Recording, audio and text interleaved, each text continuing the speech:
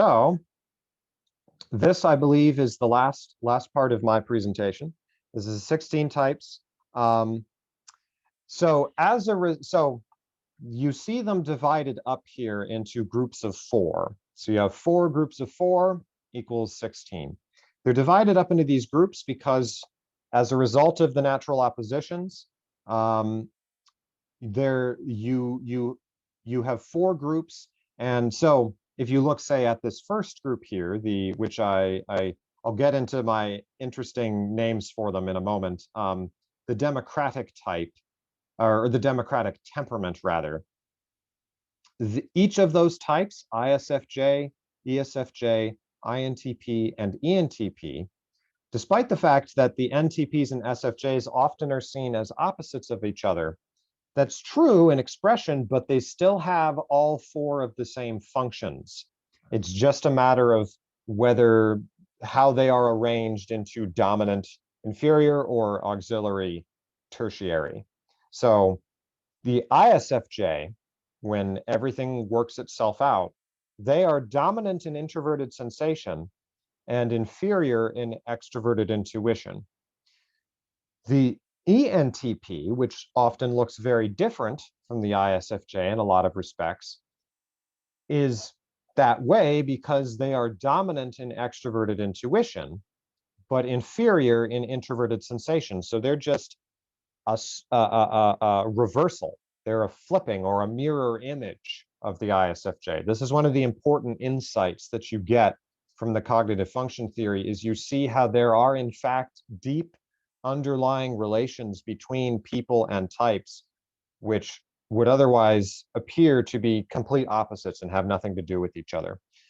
They're nevertheless very closely connected. So each of these 4 temperaments, they're split up in terms of which group of 4 functions are being used there. So to go over it rather briefly, but in the book I use an interesting, as people have been sure to tell me, for whether as a good thing or a bad thing,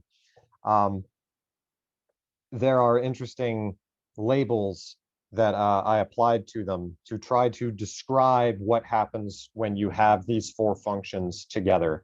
So the democratic types, the SFJs and NTPs, I call them that because their overall focus for all 4 of them is on trying to get a consensus. They are trying to get down to a series of universal principles, which would be associated with introverted thinking, which will create an equality and a social harmony, which would be extroverted feeling. And they're trying to do this by taking into account all different perspectives, extroverted intuition, and create this social harmony, or a conserved system, which would be introverted sensation. That's a very, very rough way of characterizing it. But I call them democratic because of the notion of getting everybody's opinion, and not necessarily everybody's opinion, but it's particularly with the INTP, but it's this notion of there being a common denominator. Did Cheng, or was there a question, or? Oh yes, yeah. So a few of us were curious to see what's the maybe how we define that universal versus contextual.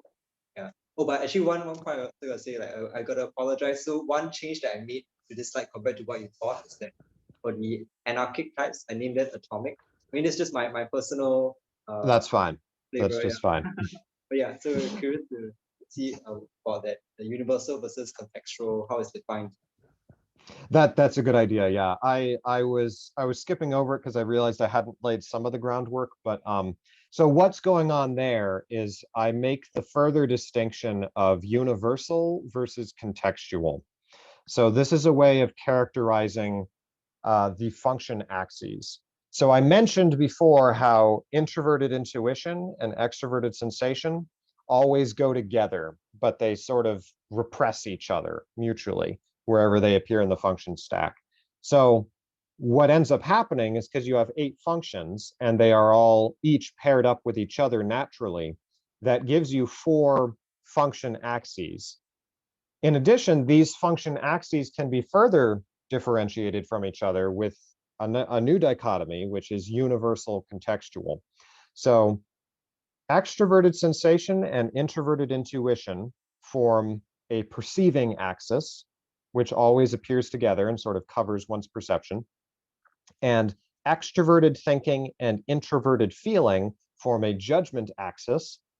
And those two together, extroverted thinking, introverted feeling, introverted intuition, extroverted sensation, those four together are the contextual axes.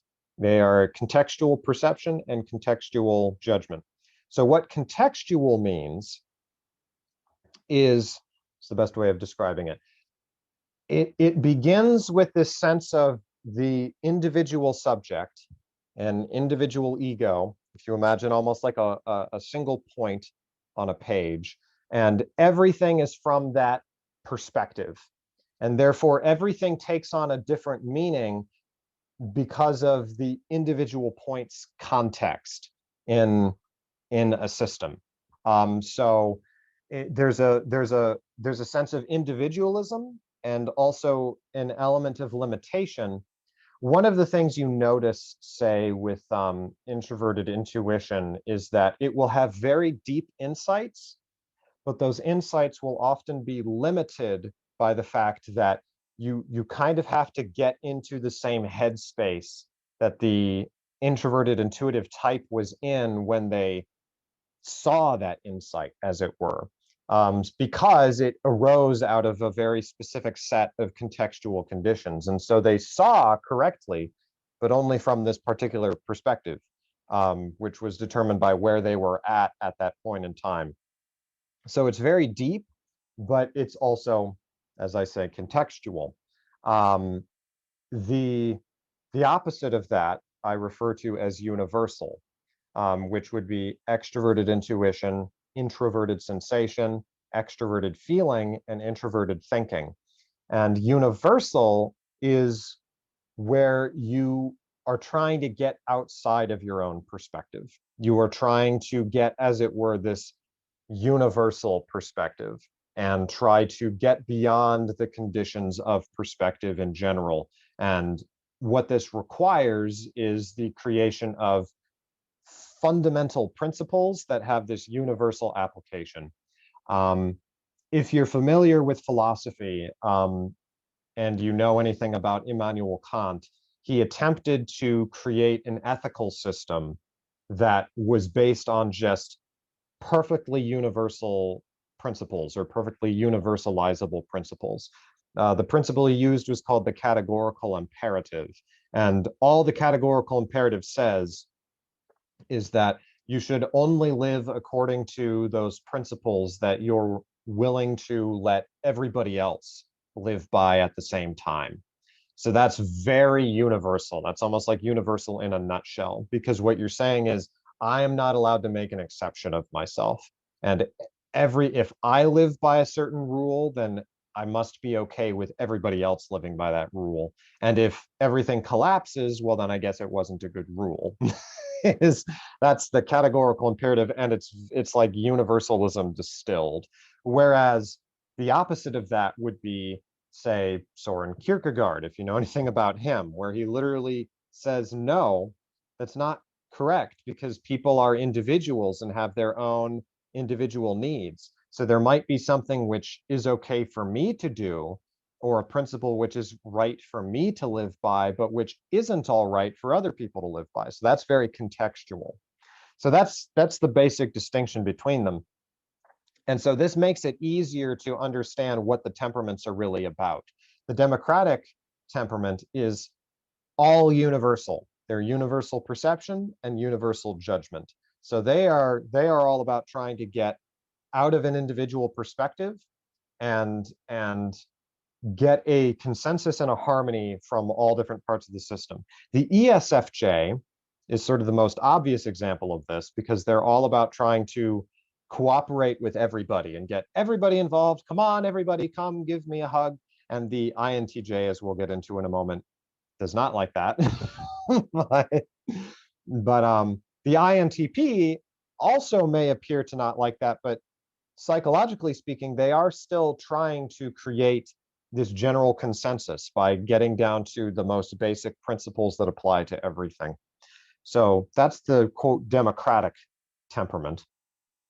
I'll move directly to the monarchic, which is the one at the bottom there. The INTJ, ENTJ, ISFP, ESFP. This is the opposite of the democratic temperament, because this is the wholly contextual temperament.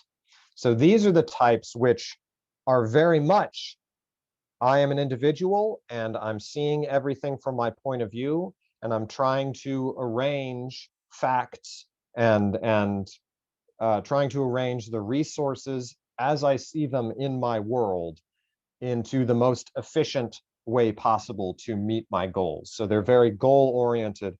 I call them monarchic because of the notion of a monarch.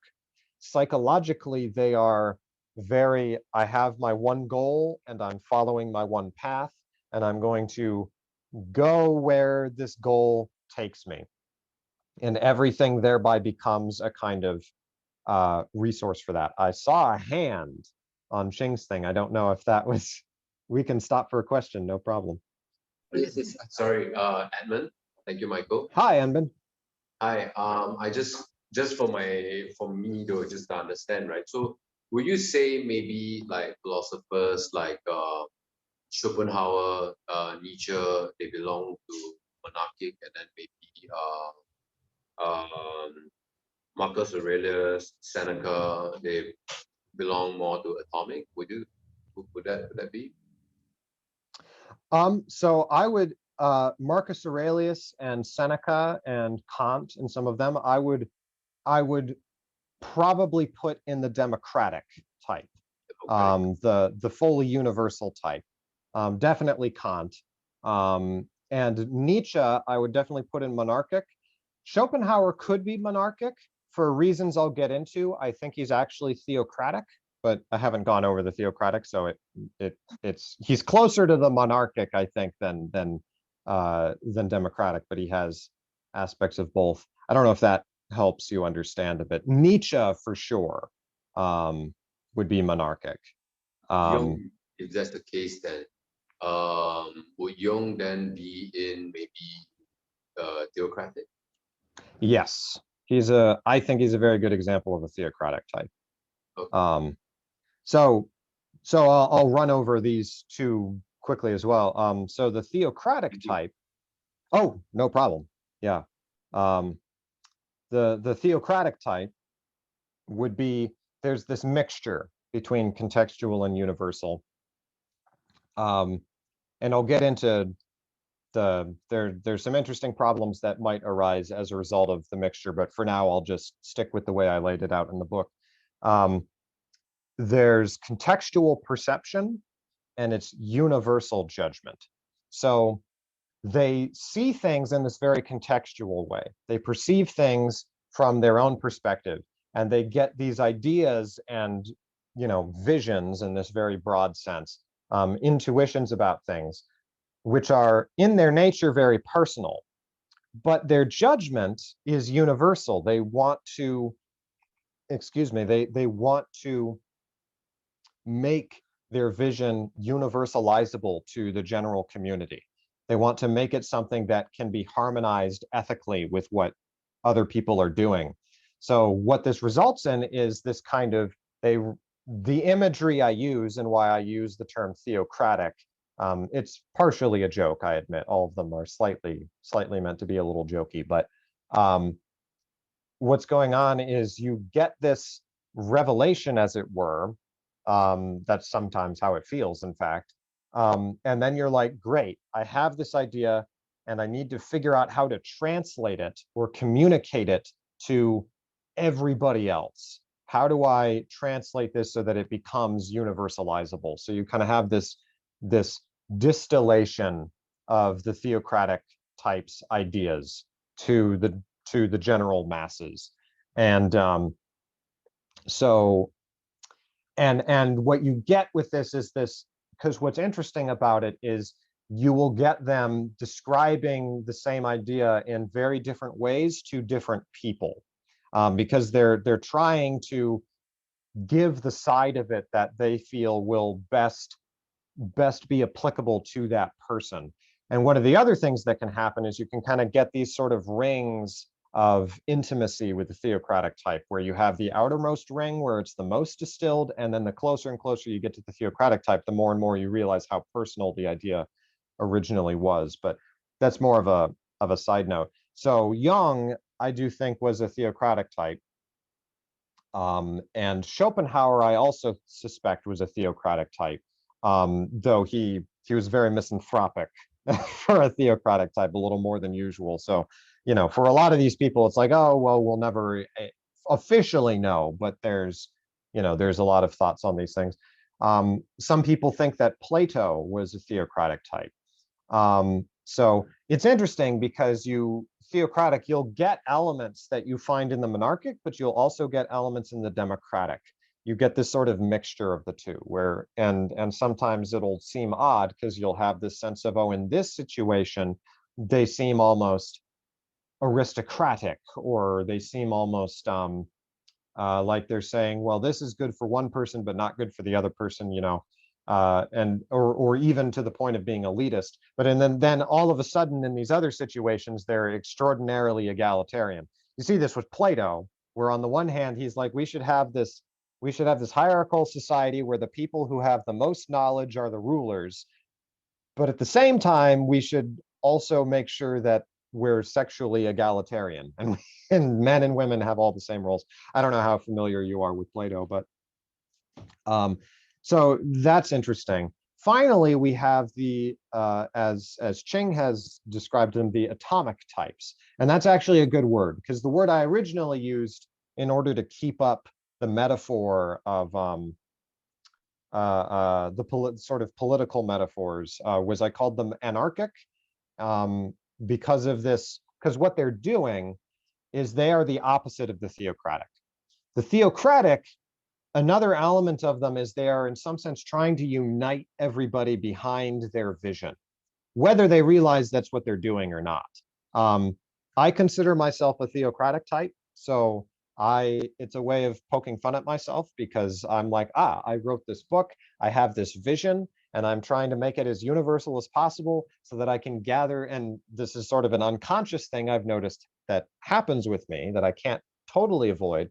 But ultimately, what I'm trying to do is I'm trying to gather everybody under this one way of thinking about typology, and convince everybody of it, and it becomes almost if it's unchecked, if the theocratic type does not become self-aware, there can be a tendency to almost start to mimic a cult leader. If it's unchecked and they don't have charity and they don't have love for other people, then it can get out of hand. In the same way that the monarchic type can become, ultra solipsistic or egotistical, the democratic type can become overly diffused into the population and have no central core. There's all these ways these things can go wrong that is useful to be aware of.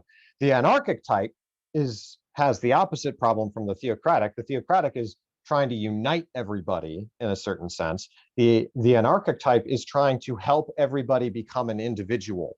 So the anarchic type starts from a universal perception.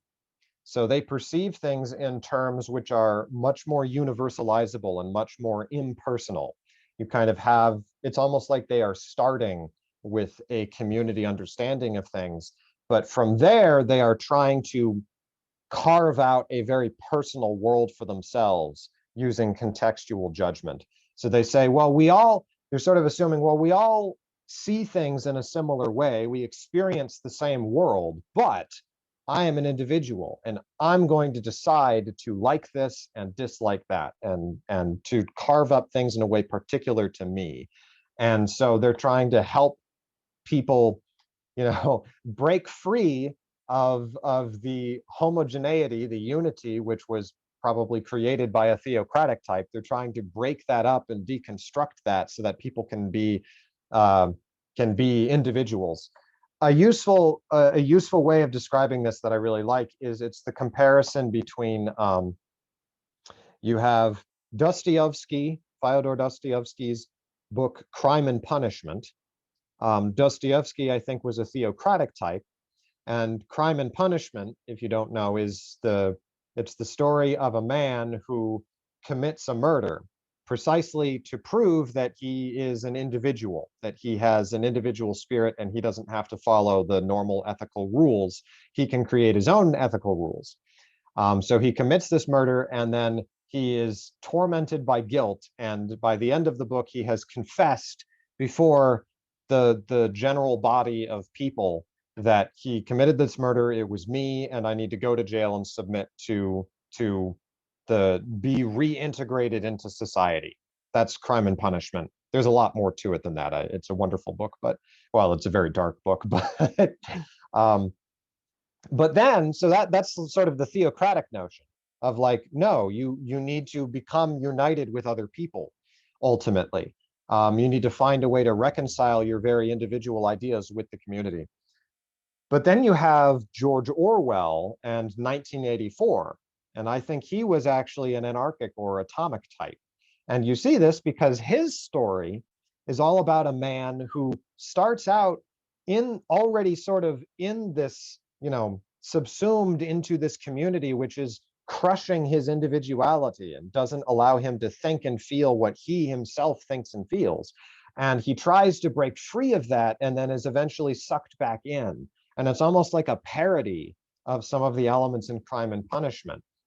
It wasn't a conscious effort, but it's because they were very different types and had very different thoughts and feelings. So the theocratic is generally trying to unite people under a single banner, and the atomic type is like, no, that's not good, because that banner you're uniting everybody under, that's just your own personal life. You're just trying to make everybody like you, but everybody should be like themselves, right?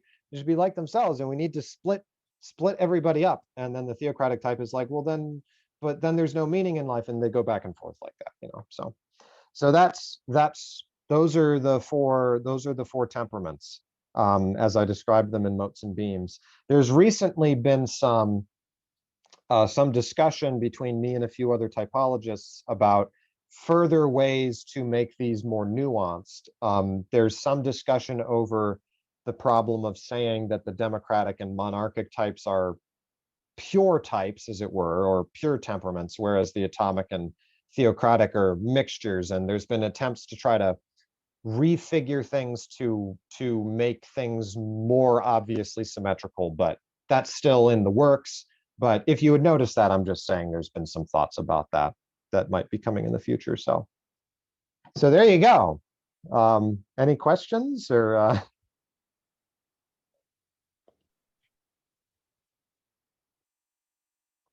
Yeah, I think it's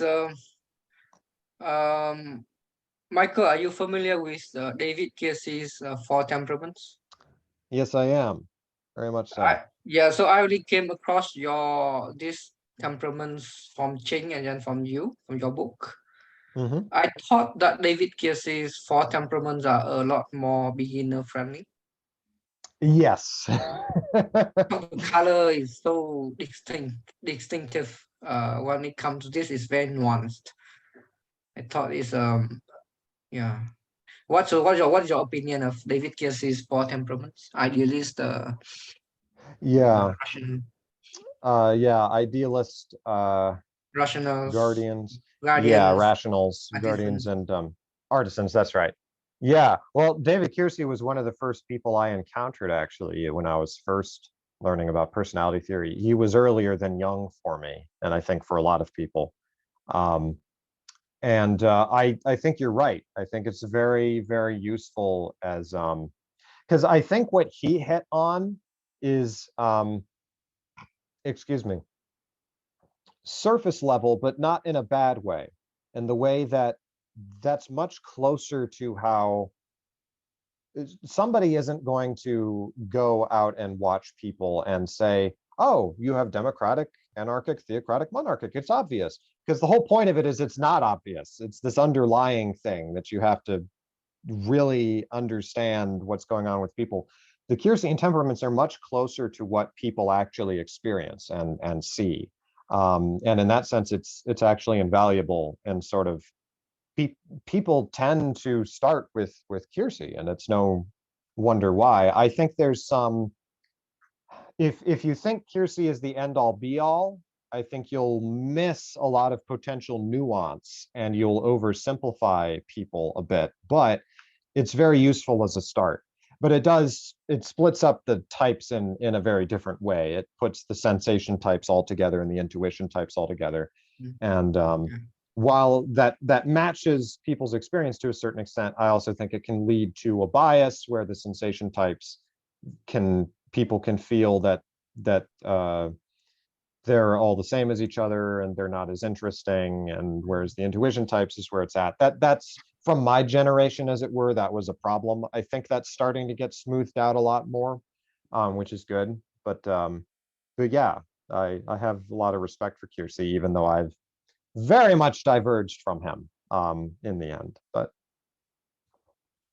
Okay, yeah, because I think it's since this particular slide and this particular temperaments, require. I really think it's very nuanced. I'm not sure how about other people, but yeah, I think it's even for someone who is very very familiar with MBTI like me, it takes some serious contemplation to understand this. it's a very, yeah, and I actually apologize. It's a very different system. It's very in-depth, and unfortunately, I mean, I would describe it as me being a theocratic type. There's still a fair bit of it, especially when I'm explaining it in a forum like this, where I feel like too often I feel like I'm using words that have this more personal meaning for me. And it's like I'm trying to communicate something that I see, and I'm trying to use words and concepts that will be, but it can take a while. So it's not because I'm smarter than anybody. It's just because I've dug into this for years and years. So, but I hope I didn't come off as Yeah, I think condescending or it's anything something like that. similar to like in physics. We all started Yes. with pure elementary math, and then we moved to algebra, or we started with Yeah. Newtonian physics, and we moved to I know relativity. Yeah. So Yeah. at a certain point we start to realize that it's better to move on to the next level and make that advanced level universal. Yeah, so I'm Yes. not sure when is the right time for us to. I think that's actually a beautiful way of putting it, because that's exactly how I developed it. Is it came in stages where I started with one system and I worked really well until I started seeing inconsistencies, and I started saying, well, wait, it doesn't quite describe the specific thing that this person is doing, and how it's not matching up. So then I start revising it, and then I create a new stage, and then that works until I start seeing inconsistency. So I think a natural organic development is the right way to go, where the system will make much more sense when you feel you actually have need for it. It probably won't, what I've laid out for you will not mean nearly as much until you are at the point where you feel like you need it, and it actually makes sense to categorize people in this way. But I don't know if that makes sense. It's arisen from a pragmatic need and an attempt to adapt to new information I was seeing. But yeah, it's, at least for me, it's come in stages. So Yeah, because I think our current society is at best recently recognized the distinction between introversion and extroversion. I think that's the furthest we have gone universally. So I think it will be a long shot for us to. So I'm not sure. Yeah, yeah, I feel like there's a value to just talk about David Keirsey and just the dichotomy first sure. before we. Yeah, I know that's my value. But of course, Ching think that people should just dive straight into your system of temperaments and on this cognitive function, which I feel is a bit much for a lot of people. That's completely understandable. People have told me that before. Different approaches to teaching, I guess. Like, I think for so for fun, I think his idea is that you should teach them according to the level of difficulty of the different concepts. So whereas for me, my fear is that sometimes if some of these concepts might contradict each other in some ways, and as even though it might be harder at the start, I feel that there's value in teaching these it's a bit more complex, yes, but you get them on the right track from the start. But having said that, after we've been having these sessions for maybe half a year, and yeah, I also see the difficulty in it. So it's really not an easy task. And you, because I'm very new to MBTI, he thinks that this actually gives like a rather, I mean, of course, coupled with like some samples, examples, like just now when I was asking about teacher and all the superpower and all, that itself can actually help to compensate the understanding of the kind of character. So it's using people examples that already know of the characteristics. I think this kind of accelerates the understanding of MBTI, but that's just for me, because yeah. With that being said, obviously I'm gonna fix. So, but Edmund, I believe strongly that he's a monarchic type. So we are discussing between ISFP and ESFP for him. I believe strongly is ISFP because there's no ESFP I know that's so comfortable with philosophy and taking into things. Well, it's where Shani is ENFP. Strong auxiliary. Okay, sorry, yeah. Distracted. Oh, I was just going to say I've actually gotten to know a number of ESFPs, and the ones who I've known, they've definitely been ESFPs. They're very extroverted in even a traditional sense, but they've also been very philosophical. You wouldn't guess it at first, and they don't come because they don't come across as academic. They I see Ching is laughing, so I guess I hit on something there. They don't come across as traditionally academic. The traditional academic is an INTP, which is the exact opposite of the ESFP in the system. ESFP is very excitable and jumping from idea to idea. That's true, because for me, I well, not shy to say that, but I don't study. I'm not academic at all. Like I stopped studying when I was 17. So yeah. So with that being said, I think it actually solidified. Might actually be ESFP. I don't know. I still don't know. I know myself, but I might not. But thank you, Michael. I appreciate that. Yeah. Any other questions or comments? Oh, sorry. Oh, actually, I do have a question.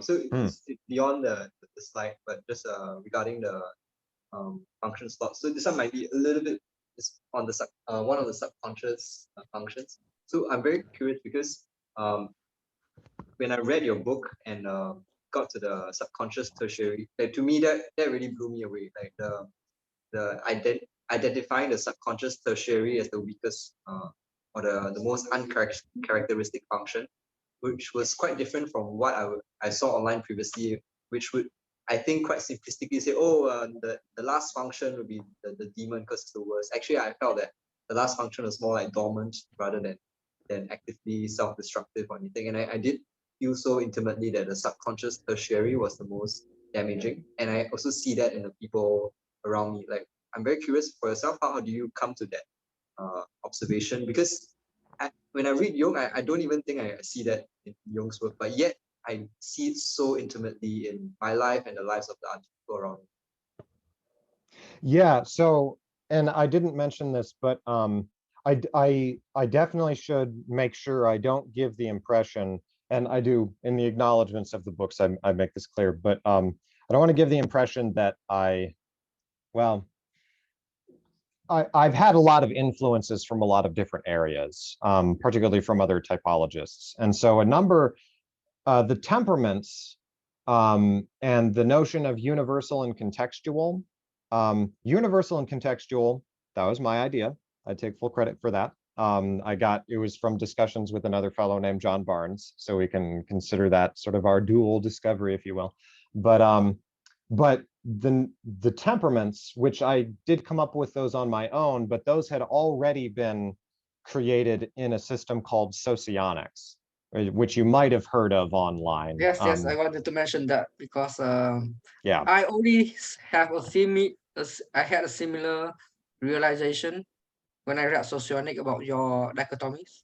It's just it was never too clear for me of the 4 temperaments. But I already have that similar understanding when I read socionic before, especially Yes. about the duality relationship between 2 opposite type that have a perfect Yes. understanding. Yeah. Yes, yes. So socionics is very interested in the trying to create a system of intertype relations, and that's what it's sort of best known for. And I don't get too much into that in my book. What I focus more on, excuse me, is it is a notion that you find in socionics where you say, well, you have the 4 functions, the 4 main functions, which I've already gone over. But then in some sense, you can still talk about each type's relationship with all 8 functions. Whether you want to say that, oh, they have all 8 functions, like in some metaphysical sense, or you just want to say, well, if you like introverted intuition, then how do you feel about extroverted intuition? How do you deal with that in other people or those sorts of situations? And you can quickly start to extrapolate and say, well, there's typical ways that each of the types would relate to these other functions in their stack. And so that's where you get what Jing was mentioning with the sub-tertiary. That's just the term that I use for the opposite of one's tertiary function in terms of the attitude. So for me, my tertiary function is introverted thinking, meaning my sub-tertiary is extroverted thinking. And that, in the way that the theory works out, extroverted thinking would be the function that I am have the most sort of trouble or active animosity or annoyance with. Probably one of the a clearer example would be, say, with the INTJ. You can distinguish an INTJ often, not always, but often by the fact that their problematic function is extroverted feeling. So the thing that they dislike the most is the notion of them getting sucked into the frivolous, from their perspective, having to harmonize with society around them and express themselves in a way that is acceptable to other people around them. They want to be very individualistic. They really don't, they don't want to become a part of the hive mind, as it were. That's a very characteristic feature of INTJs. For an INFJ, you have the problem of, because well, you see it in the book where I, at a number of points, say, I am creating this pure theory. I am not going to try to make this scientific. I'm not trying to operationalize this. I eschew all of that. And so as a result, I become very philosophical and almost kind of detached from reality from a TE user's perspective. But that's sort of my weakest point. So it's just an even more advanced, nuanced observation of people that can prove very useful with distinguishing the types from each other. But again, this is probably pretty overwhelming. That's how socionics strikes a lot of people, and that's how it struck me when I first got into it. Is it's like you go online and see like pages and pages and pages of all these, like, because it was originally in Russia where it was developed, so it was all these Russian names that you can't distinguish from each other, and it's very confusing. And I have some problems with socionics, but I did draw from some of their ideas. I got the sense I have a question over on Ching's thing. Hello. You're on mute. There we go. Okay. My name is Caris. Thank you so much for sharing today. I just have I have a burning question So I was trying to type myself. Okay, maybe I asked the question, frame it better. I believe I'm a type in a childhood, one certain type.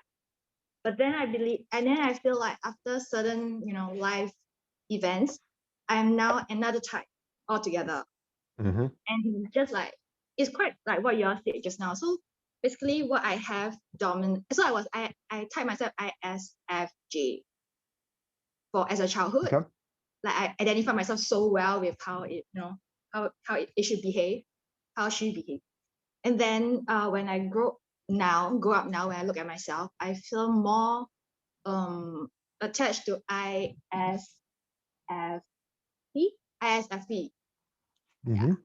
So as you can see, it's like I still have my SI and SE and FIFE as in my top dominant, right?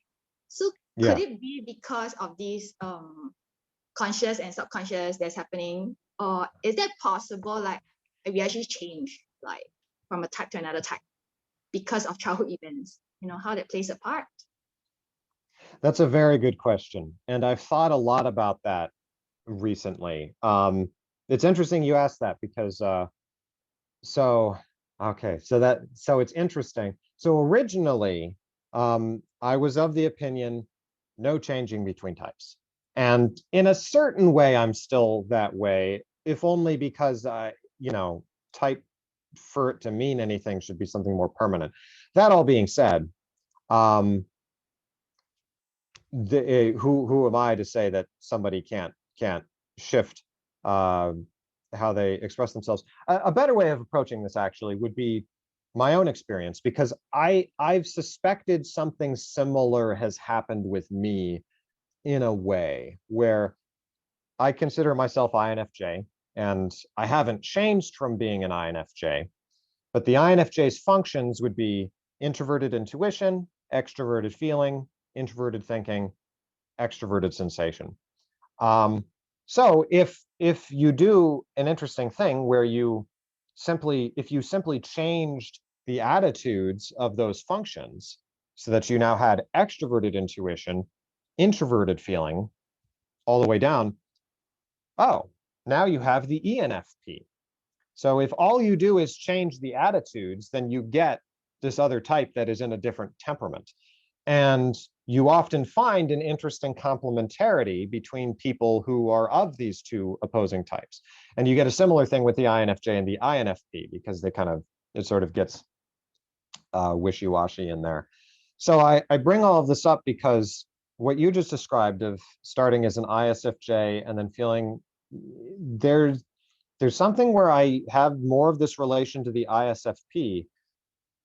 I feel like I've suspected a similar thing happened to me after not events in my childhood, but events in my early adulthood that led to a certain expanding of my personality, so that the way I function is as an INFJ, but it's as though I have become more open to this subconscious side of myself, or almost like this shadow or reflection of myself, which is represented by my attitude to these to functions that are associated with the INFP. So in my case, this manifested as I remember when I was younger being much more being much more just strictly theocratic in the traditional sense, where I'm like, no, I would get irritated with philosophers who emphasized individuality too much, where I would get irritated with them simply because I was like,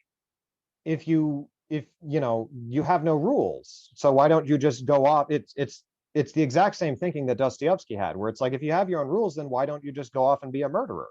Like, why not?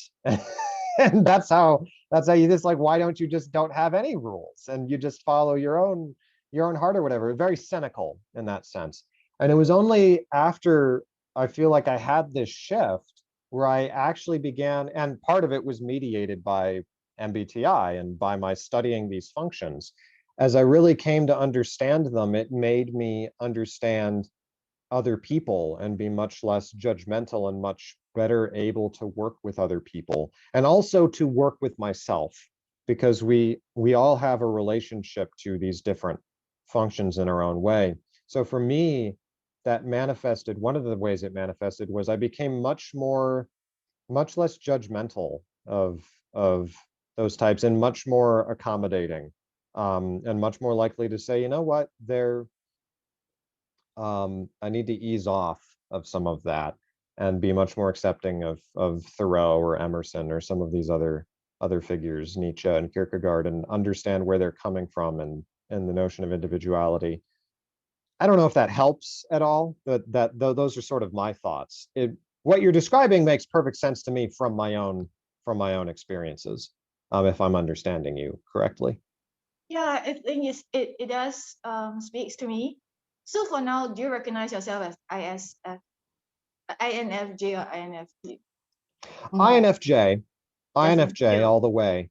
But there's a side of me which has become more developed, which I actually think resembles an INFP more.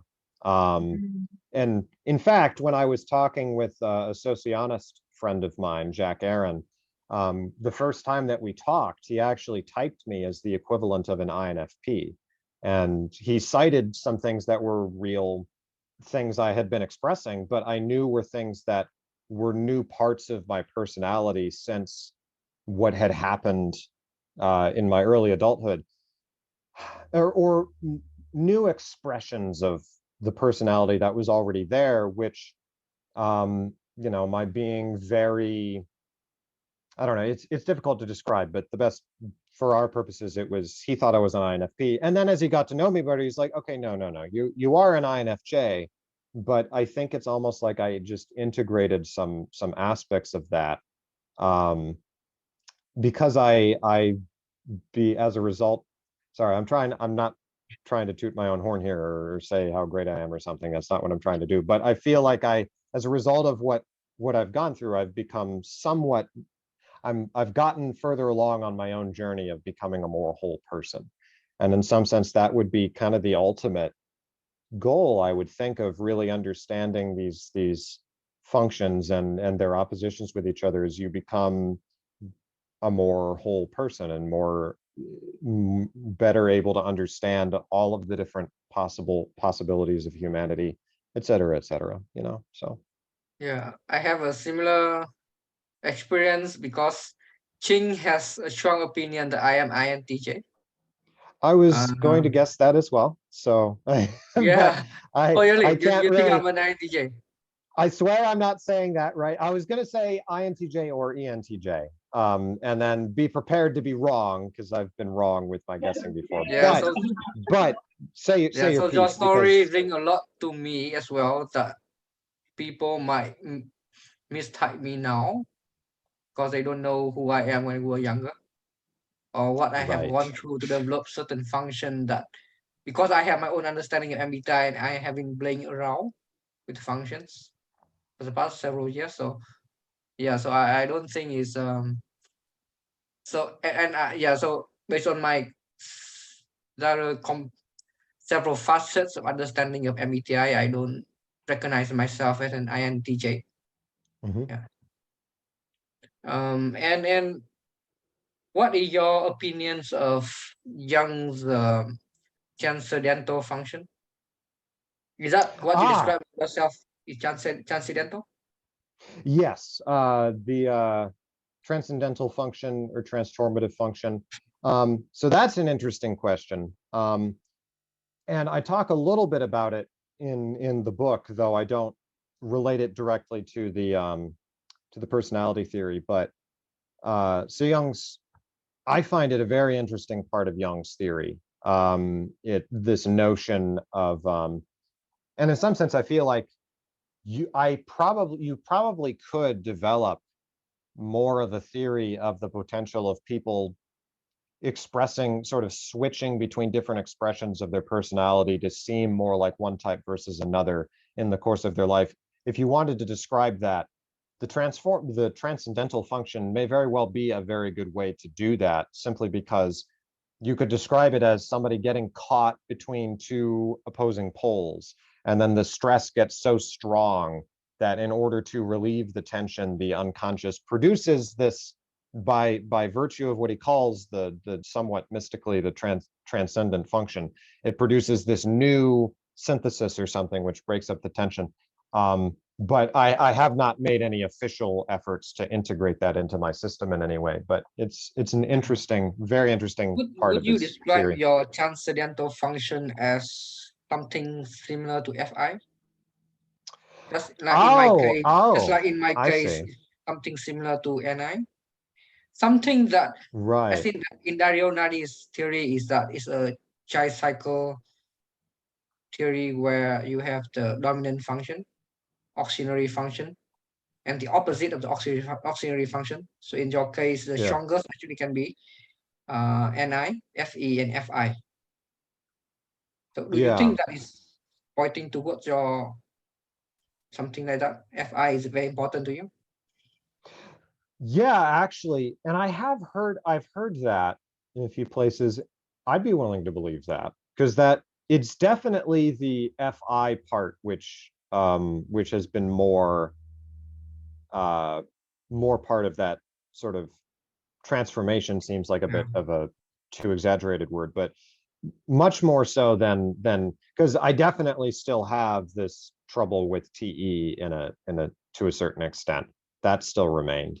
So, but the Fi I've become much more amiable to, I feel like. And that would also make sense in I can't remember her name, but who asked the question a minute ago, ISFJ to ISFP, same principle, it would seem, where the auxiliary function of the ISFJ is FE, and then the opposite of that is Fi, right? And so that would fit in that case. For the INTJ, it would presumably be, if we were to follow the same pattern, then it would be a shift of focus over into TI.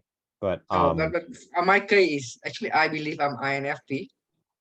Oh, okay. Okay. So that is where Ni comes. Oh, I see. I see. And I think it's a You've recent become, development. It's not a new thing. I think it's a very transformative function for me. But yeah, it's not new. It's not yeah. a thing that yeah. So I get typed as INTJ Sure, because of the sure. of the NI. That's very interesting. Yeah.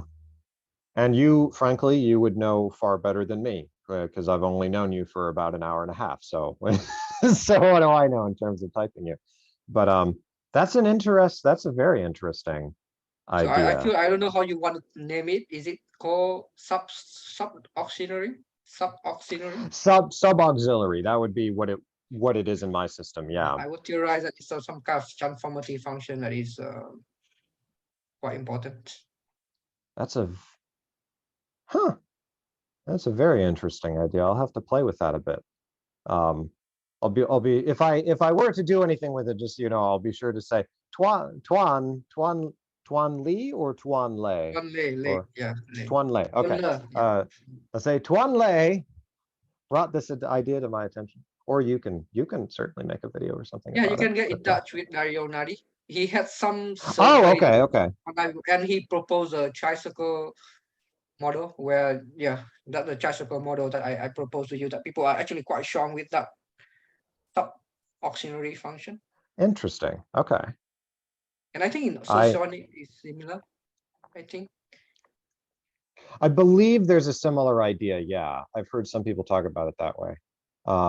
I definitely have a different approach to it in my book a bit. I'm more, but at hearing people's comments here, that's very interesting. Particularly, I hadn't quite made that connection in my own head of, I mean, I knew it in abstract, but what would it look like if an INFP went through a similar transformation? That's very interesting. Yeah. And then INFJ, if go through transformation, would look similar to ISFP, I could say. I suppose so. INFP, Yeah, I'd have to sit down and INFP or really work ISFJ, that out. Yeah. Oh yeah, So. yeah. Anyone else? Jing, those are any other questions? It's 10:30 now. I think they're good. I think that's for you. I sense it. Yeah, I think we're good. Really, let's take a photo. Yeah, we take like. Yeah, maybe I Chin, you can move your Yeah. tablet further a bit so we can see everyone. Let me change the view to gallery. Let me try this.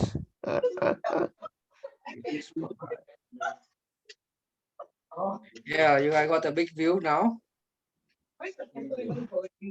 So you guys have 9 people, 9? 9 people?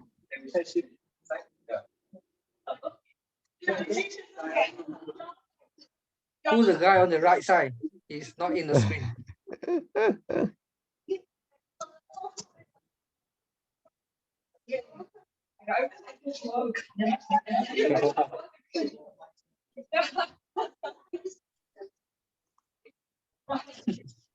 Okay, yeah, this is will be recorded, but then let me just take a few screenshots. As okay, one more. Small. Okay, can. Yep, can. Anyway, it's recorded. The whole video is recorded, so you can wait. Anyway, thank you so much, Michael, for today. We will ask everyone in our community to check out your book and your YouTube channel. Yeah, thanks so much, You Michael. you probably would get a few, some new ebook orders from us. I will try. If I do, I know that they are all ebooks are sent personally from my email because I'm a dinosaur. So I apologize if it takes a little bit of a delay. Don't panic. I will get it to you as soon as possible. So sorry about any inconvenience there, but just so you know in advance. But I would be delighted to get your orders. I'd be very thankful. So yeah, thank you so much. Anything, nothing to say to Michael? Ching? I appreciate the knowledge that you have passed to us. Thank you so much. Yeah, and hope one day you can come to Singapore. And give us a physical talk. Yeah, we're so happy. Well, I'll be, if that ever comes up, I'll be sure to let you guys know. That would be delightful. I don't know when that would come up, but that would be delightful. Which part of So America are you in? I'm currently in Ohio. I'm originally from Maryland, so all on the East Coast there. So Right. yeah, so I am literally, at least as far as time zones are concerned, exactly the opposite side of the globe. Yeah, it's 12 hours difference. Yeah. Which is pretty amazing. Thank you. Thanks so much, Michael. Thank you so Thank much, you Michael. so much for having me. This was delightful. Thank you.